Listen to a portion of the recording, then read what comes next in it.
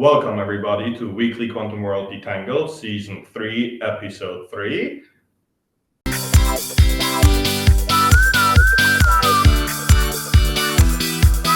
I am joined by my friends Denise Ruffner and our sponsor IonQ. Hi everyone, Denise Ruffner from IonQ. I put a sticker on my shirt because Tommaso and our guests are all wearing logo clothing and I felt left out. I'm coming to you from Southern California. Yeah, everybody's showing their logos. Tommaso, come on, let's see your logo. Sure. There it is. Okay, so welcome everyone, and let me hand it over to Tommaso. Sure. Hi, everyone. Tommaso from Entropical Labs, calling you as usual from Singapore. And just to say, so I have only one of these beautiful t-shirts left because I've given all the others away. So every time we record, I have to make sure that it's nice and clean and ready for that. Pleasure to be here again. And we are joined by not one, but two special guests calling in from Poland. Please introduce yourself. Hi, hello. It's very nice to be here. Thank you for the invitation. My name is Paulina Mazurek, and here is Wojtek Burkot with me. We are the founders of Beit. And maybe we can start with that story. How did the two of you meet, and how did the two of you decide to work together and start a company in crazy, spooky quantum technologies? Yeah, happy to. So we've been working together for the past 20 years or so. We first met at Motorola and then moved to set up Google engineering office in Poland, where I moved to a little bit different role in terms of supporting startups and building the startup ecosystem in Poland. And then Wojtek shared with me his idea about quantum physics he had in mind since his teens years, and then we've decided that once we think this is the best time for a quantum company to start, we'll do it. In the meantime, we moved to support Allegro. Wojtek used to be CTO for Allegro, and I was responsible for building tech brand for them.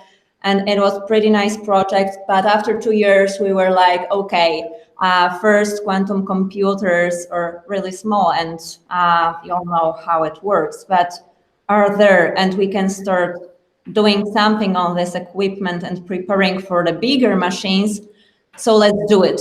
And we've invited the friend of ours, one of the best mathematicians in Poland, Witek Jarnicki, who joined us, and this is how it happened 3 years back. And Paulina, I think you started your career as an admin, an assistant, and now you're the CEO of a successful quantum company. That's a pretty crazy, impressive ride. Thank you. But you know, this is why I need to bring Wojtek together with me if anyone wants to ask difficult technical questions. All right, so let me butt in here and say something, how it really started. So I was hired to start and run Google engineering office. And Google decided, rightfully, that I need the admin help. If you like Pratchett, for example, there's ladies who organize and meticulously maintain relations over Form 3B, or essentially somebody who know how to deal with all this. And that's why we posted an ad for the admin assistant. And Paulina, whom I knew from Motorola as an admin, applied. And guess what? In the initial interview, she said that she's not so much interested in an admin role. So I hired her. And BeitTech, you and I once had a conversation about hindsight. I don't know if you remember that. I don't have a question for you, but I just want to read something to you.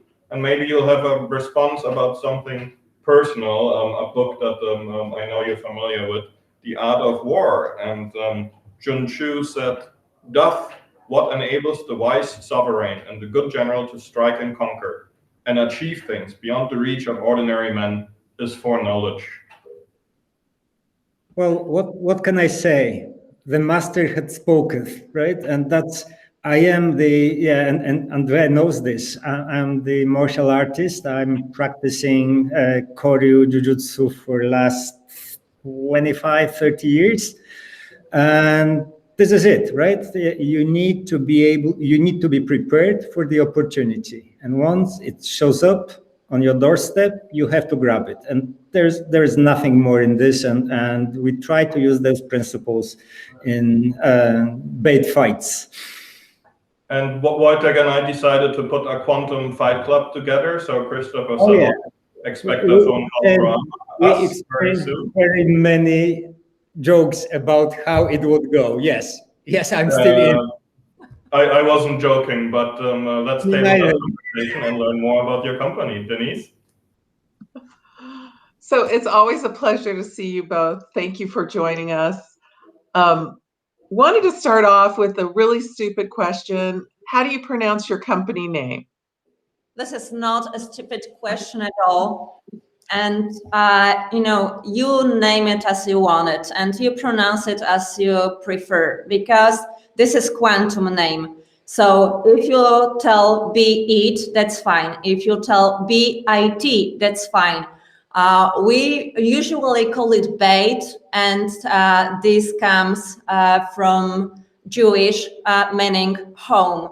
But if you use the capital letters to write it, then it's belt, and it's like, trying to do something and getting on the speed in order to achieve your goal. And I call it bite, so I'm completely wrong. Oh, definitely. It's like biting. No. But it works too. Completely wrong. Okay, once again, that's okay. Wanted to talk to you both. I've heard that you've gotten some new funding from the European Union and the Atomic Angel Program. So maybe you could tell us about that a little bit? No? Am I wrong again? Uses this money to support Beit. Of course. Arm's length. I cannot do it. And I was invited to the Atomic Angel Program as the angel to invest the money in one to several companies, preferably from the EU, which are very early stage. And actually, there are no strict rules about what these companies should do, which areas, etc. I'm very, very interested in deep tech companies. So it may be whatever, but deep tech that really makes sense, makes the difference. And this is also what we are searching for our companies from Bitspiration Booster. So this is the logo for VC. We run very, very small Polish VC, just trying to make the difference on the VC stage in here. And as for Beit, we've applied for another EU grant, and we have another panel with specialists in 2 days. So we are working on the financing stuff all time. Well, good. I wish you well. I know those are a little stressful sometimes. Good luck with that. Thank you. And I know I'm skipping around, but one of the things in past conversations we've talked about is that you have a very successful program in hiring undergraduate researchers and training them. And that's very different from many of the other startups who are very focused on hiring PhDs. And so I was wondering if you would talk a little bit about your program with undergraduates and maybe why and how you select and give some context out there. Of course. So, we're based in Poland, Krakow. You have several technical universities here using the old school of math and hard sciences.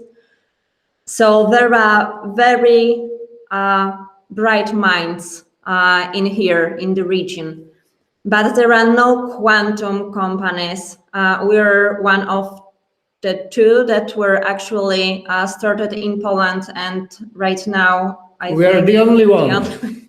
Exactly. So this is pretty hard to find specialists willing to work with us in Poland and on such a difficult stuff, difficult to understand even for people who are deep in tech but not deep in quantum. So we decided that since BeitTech used to work on this quantum physics for the past 30 years, even if not for business purposes, then at least in his head, he's the best trainer for the newcomers. So it's easier for us to get like really smart brains on board in here and have them learn from BeitTech by working directly with him. And it pays off. So it took them something about half a year to really get on and being able to shoot their own ideas and to match facts and to bring new ideas and work on new projects and give us the new perspective on some areas. So this works that way. I profoundly disagree. So it's not my experience being transferred to those youngsters. It's the old Google principle of hiring people better than we are. And for the mathematician, the language of the quantum computing is very, very simple. You are doing linear transformations over the complex numbers, full stop. It is simple for people with the right education. However, intuition about the consequences, what's computable, what's not, takes a special approach. And I'm seeing my role just as an inspiration. So original idea as a physicist, right? So vague and hand-waving, and then get mathematicians to work on that in detail, challenge me, make it more refined. I can use one of our publications as an example.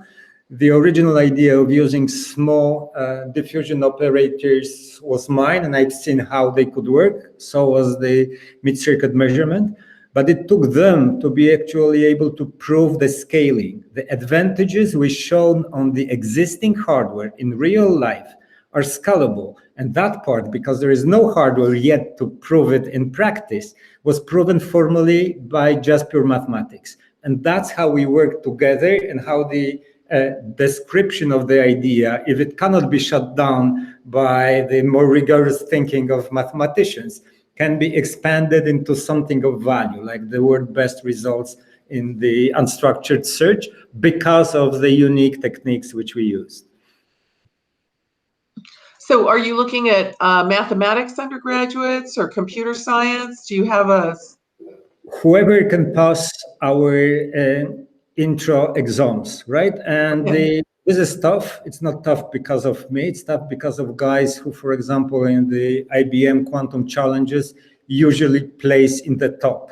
That's the skill. You need too much because we want somebody better than us, right? So that's, and we do talk with people at that level, right? So frankly, we don't care about the formal education and what that was.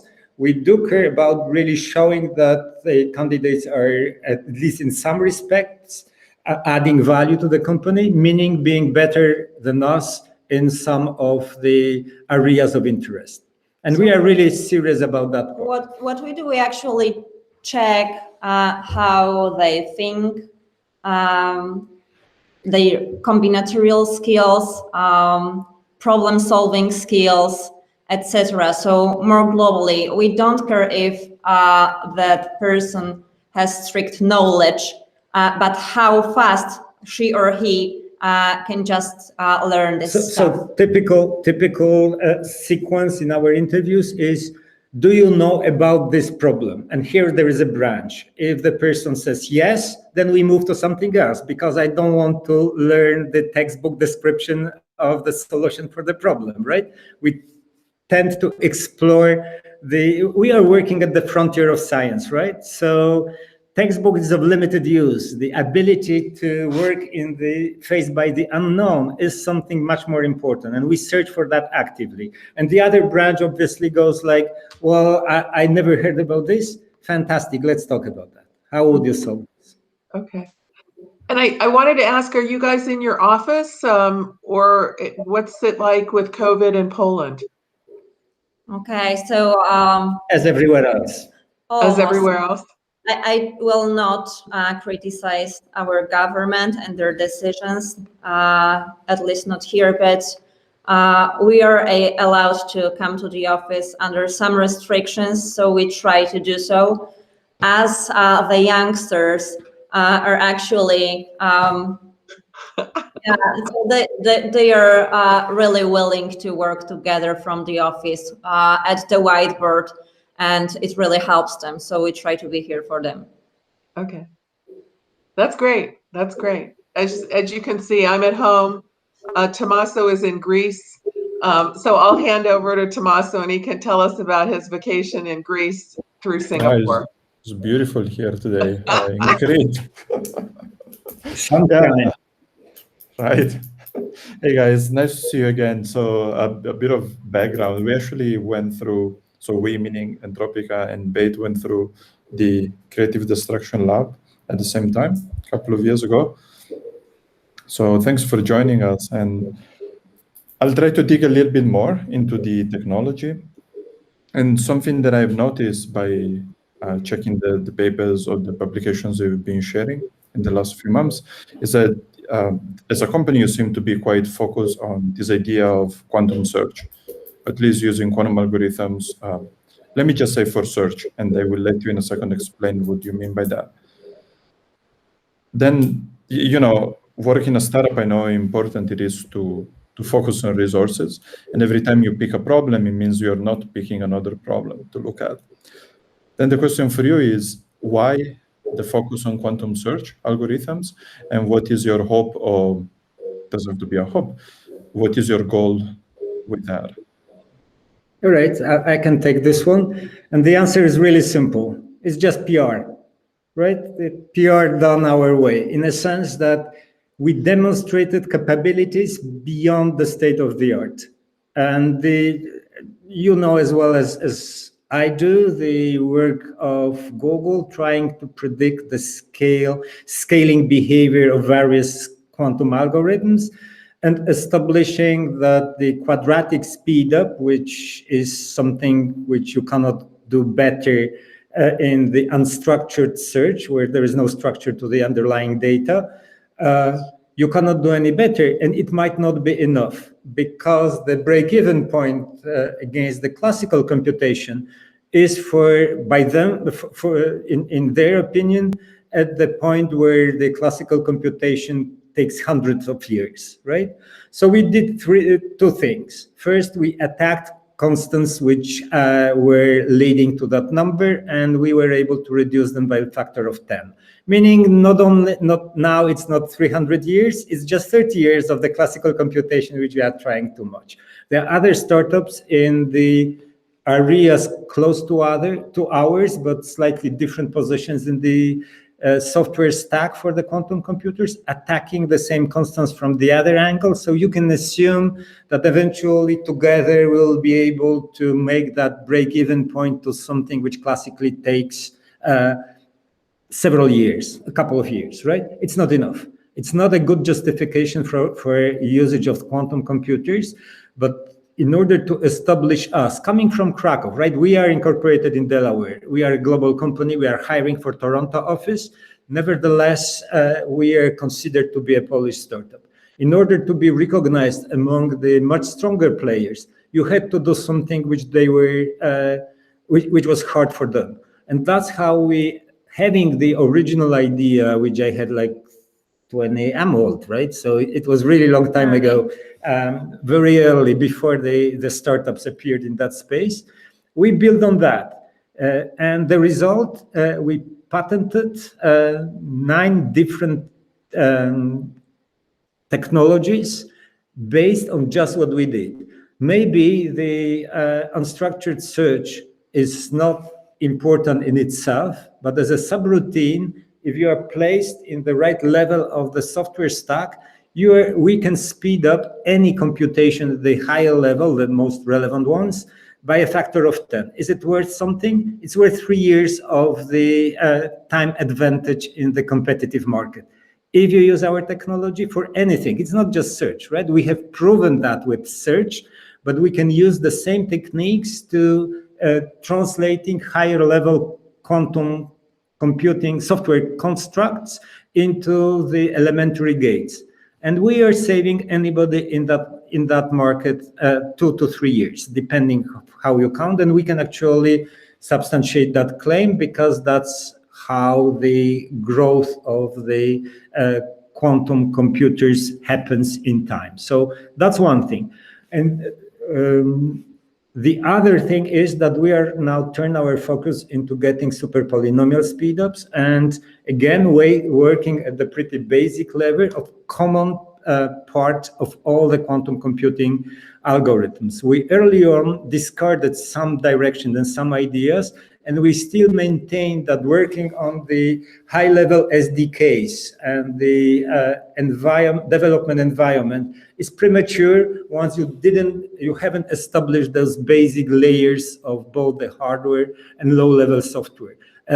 I might be wrong in assuming that the growth and development of quantum computers will follow the path of the development of the classical ones, but I'm old enough to remember programming in assembler language to squeeze every bit of performance from the computer when I needed that, as the physicist early on working on huge, complex physical stuff. So that's the reasoning, and by no means we think that the search is the end of it. It's just showing the capabilities of the team and working on the IP in the crucial layer for any quantum computer and any application. All right. So I'm not really familiar with the details, but of specifically of the result that you just mentioned. Is this something that, and I guess is also interesting for the people listening to know a little bit more about that. Is the result that you just mentioned a mathematical result, or I guess have you tried any smaller instance on existing quantum computers? Which actually takes me to another question. How do you work with the existing quantum processors out there? Do you have any favorite platform? Do you have a strategy in that sense? Well, again, selling the company secrets, right? We try to keep equal distance from the huge players in that market for the reason, right? Our product is an IP. And I've been at the Google during its battle in patent war against Apple and against Oracle following Sun, after Sun acquisition, to know how it plays between the big guys, right? We stand absolutely no chance of enforcing our IP on our own. There is no way you can do that against large corporation which wants to encroach on your turf. There's just no way. So keeping equal distance and providing value to both of the big players was something which those big guys will engage in, and I've seen that being done between Google and Apple for the benefit of much smaller, less resourceful player in the market. So I want that protection from the big guys by the big guys. Again, martial arts, right? If somebody else can fight my war, I would love them to fight that war rather than engaging myself and limited resources. That's part of the answer. And the other part about theoretical versus or mathematical proof versus experimental. Well, we wanted, rather than heuristics, if you go to the standard quantum computing startup and doing chemistry, they will say something and we'll use VQE. Come on. I do believe that VQE will not work for hard cases. And the easy cases are solved with the classical means. So where's the benefit, right? Let me interrupt you for a second. Why you don't believe that? Because it's heuristics. It's not proven to work for any instance. And the nature is kind of malicious in a sense that whatever is simple, you can solve easily. You can solve hydrogen atom, exactly, right? Add any complexity to that and you'll have issues because you are using approximate methods and you are assuming that you can separate the Hamiltonian into the non-interacting parts, making the whole problem much smaller. Any exponentially scaling problem, if you can halve this and solve halves independently, you make for a much more efficient solution. And this is not a feature of nature, it is the feature of the hydrogen Hamiltonian, separating that into the spin, orbital momentum, and the Coulomb part, right? If you don't have that capacity, forget it. You will not get the simplification. So our path was the full formal inductive proof. Show that you can do this on the small scale. Best if you can do that experimentally. Best because we try to be hardware agnostic for the reasons I just mentioned. Show that on at least 2 different platforms. We had doubts going to ion trap machine. We had doubts because of the connectivity, and we thought that part of the benefits were that we were using the limited connectivity in the very clever way, which we did, right? But for the superconducting machine. But then we proved the same thing and showing that some of our techniques still work despite the full connectivity of the ion trap based machine.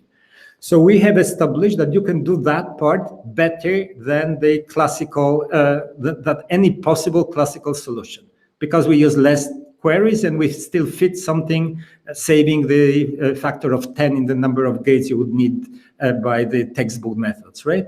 And then the mathematical part is the second step of an induction proof. We prove the scaling, saying that if you can do that at X, you can do that at whatever the number you want. And we have proven that formally. So this goes 2 ways, and in combination shows that our methods will scale with growing quantum computers, whatever the scale they might be at the moment where the commercial loads happen. So that was the idea, and it is a combination of the experimental proof for the small scale and formally proving the scaling that it will work whatever the scale you'll have. Thanks. Yeah, thanks for sharing the details. I also see that André is very anxious to bring the conversation back to himself. All right, André.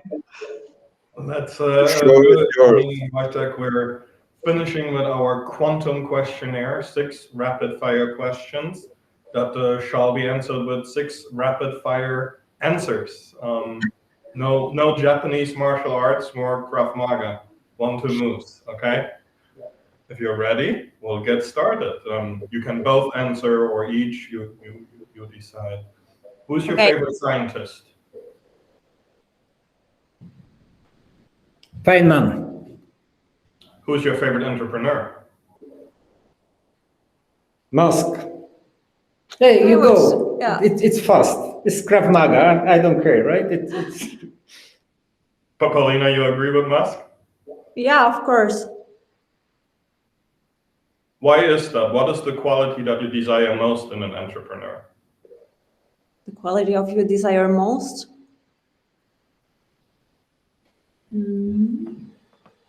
Bold decisions which look completely odd, but are coming from the deep thought behind.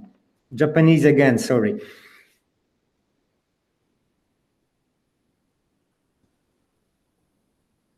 What is the quality you desire most in a scientist? Same thing. Yeah, and brain. Oh, you need brain for To be the scientist, yeah. What is it that you appreciate most about working in quantum technologies? Uncertainty and the potential of really making the changes.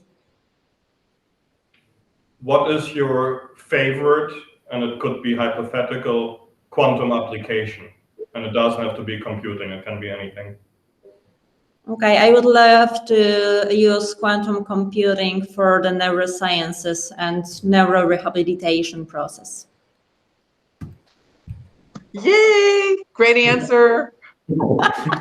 And it wasn't just for you. She's studying psychology, so that's neuro. So this is why I really loved your talk. Oh, that's so great. We have to talk about that more. That's great. What is your quantum dream, BeitTech? Well, actually, I think that when it can make the difference.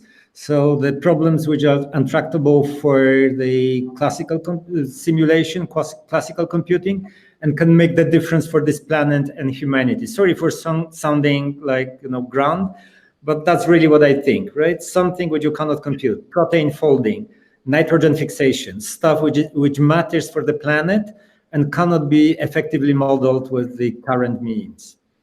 What is your quantum nightmare? Okay, that there will be no quantum computers able to run hard stuff. Imagine we have one tomorrow, it magically appears, fault-tolerant universal quantum computer. Who would you give it to? We only have one in the world. You decide. Who would we get it to? Oh, people working on the nitrogen fixation, the catalysis for the fertilizers. It's life or death, right? We cannot spend that much energy as we do for making our food. Good. Dziękuję. Thank you very much. It was a pleasure to have you both, Paulina and BeitTech. Obviously, we could have been talking much longer and about a lot of different topics, so we hope to get that opportunity in the future. For now, I'd like to thank you for joining us. Thank our sponsors, INQ and my friend Denise, and Tropica Labs, still moving into a new office and expanding, so we want to hear about that maybe in a future episode. Thank you, Tommaso. This concludes Weekly Quantum World Detangled, Season 3, Episode 3, and you are now detangled. Thank you.